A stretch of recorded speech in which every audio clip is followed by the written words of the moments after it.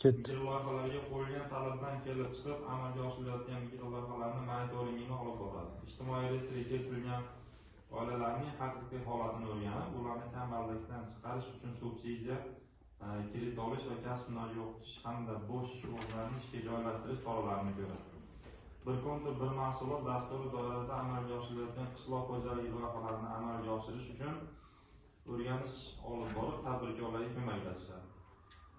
Loyihalarni moliyalashtirishdan keyingi bosqichlarda biznes reja ko'rsatkichlari bajarilishi, ishlab chiqarilgan mahsulot realizatsiyasi, kreditning o'z vaqtida chiqarilgan qaytarilishi va hokazolar tashabbuskorlarga har tomonlama ko'mak ko'rsatadi.